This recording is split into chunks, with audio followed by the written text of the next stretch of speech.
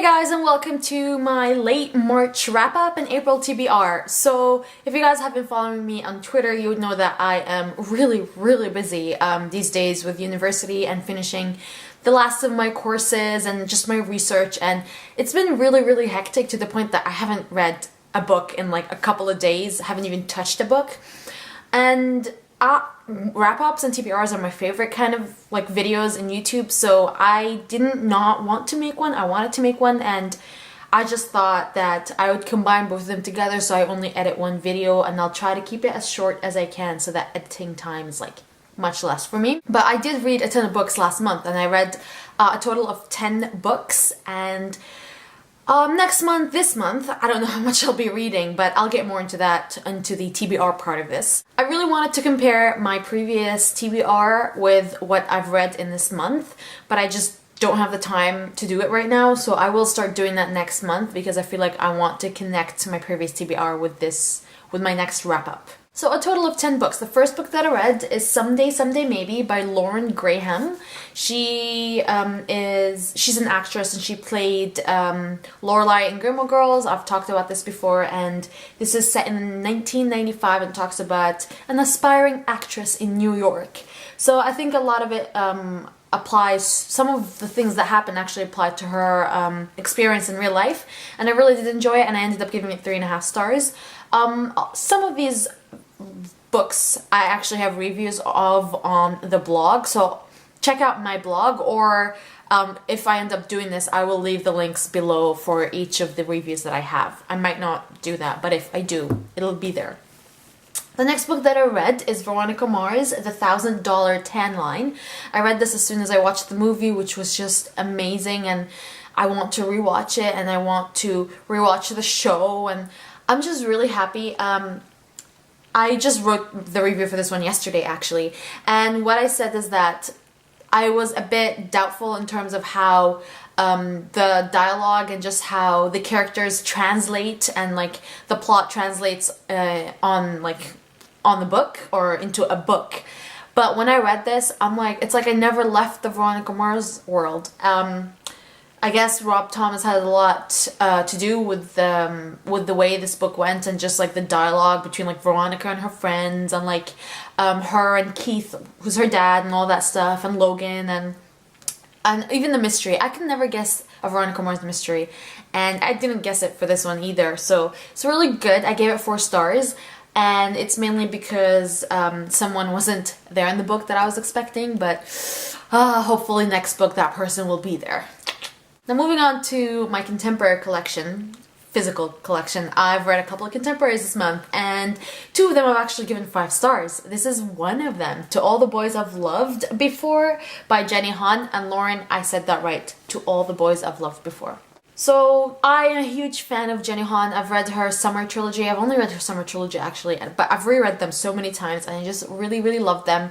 So as soon as I got this, I was so ecstatic, and just the story, the plot sounds really good. Like, a girl writes a letter for every guy she's crushed on, and she keeps them in like this hat box, but then one day she comes home and the hat box is empty and all the letters have been mailed to every single guy.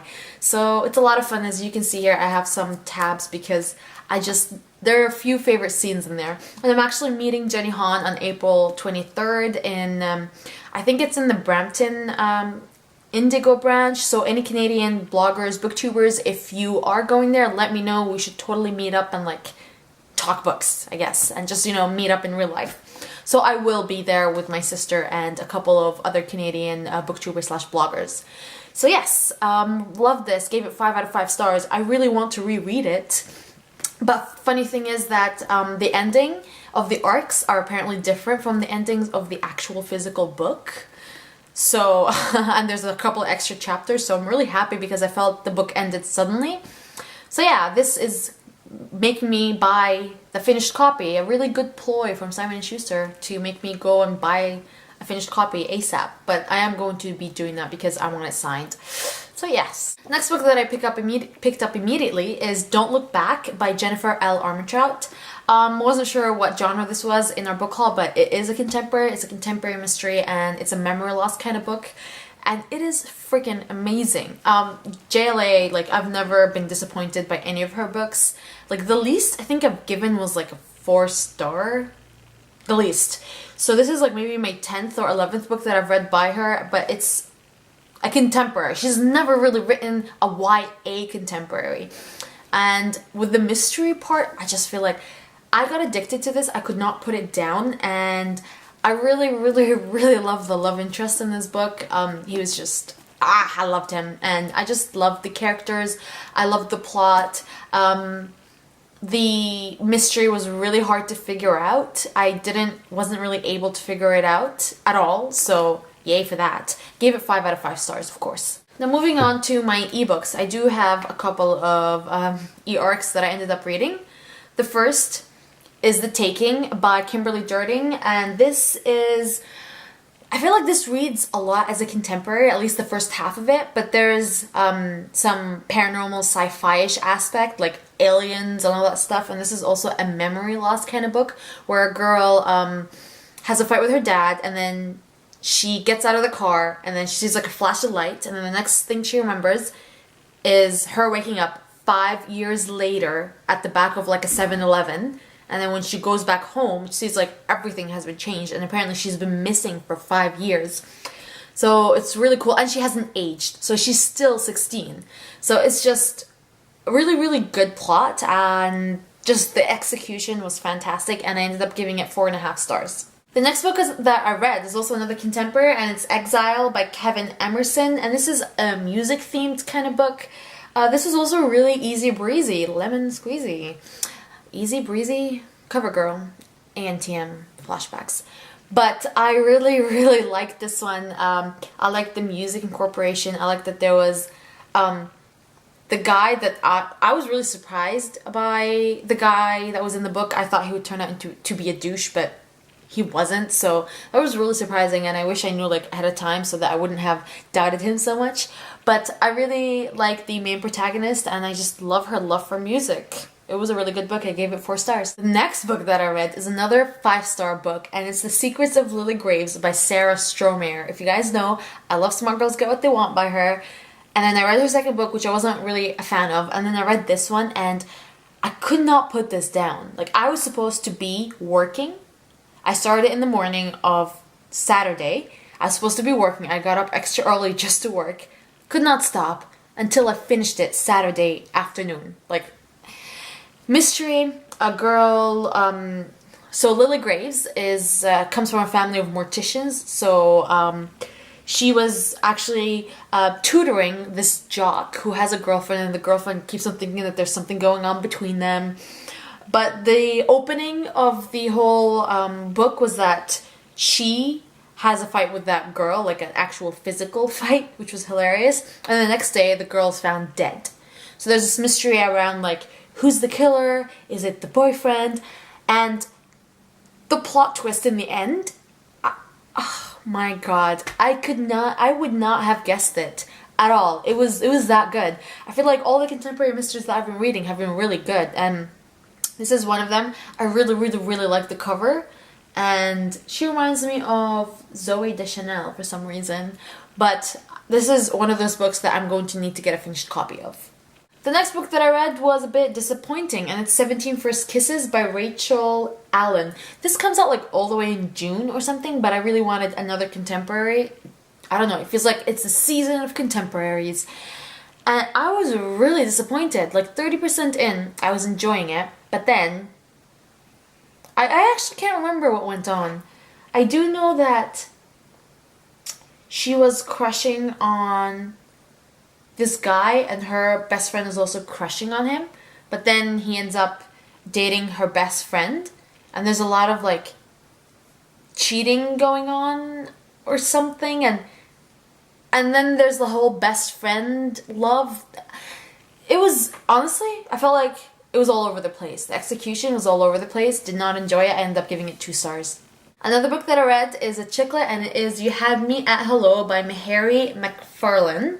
This is a British chicklet, so it's set there, and I love British humor in my chiclets, especially Sophie Kinsella. All her books are set in like England or whatever, the UK, except for The Undomestic Goddess, which I think is set in the US. But all of them are set in the UK, and I just love the British humor. I love how quirky the protagonists are, and this reminded me a lot of a Sophie Kinsella book, and I loved it. And I was recommended another book by the same author that I am so going to check out because I need my chiclets. I need them. Not adult romances, but my chiclets. The last book that I read is sort of a novella. It's like 200 pages, so I don't know if that's really considered as a novella or not, because some books are actually 220 pages. And it is Ringer by C.J. Duggan. This is the 3.5 in the summer series, and it talks about Ringer. I've recommended The Boys of Summer so many times to so many people, and I know that Annabelle from In the Book Corner actually picked it up and read it based on my recommendation, and I think she did enjoy it. So I was really excited for this one.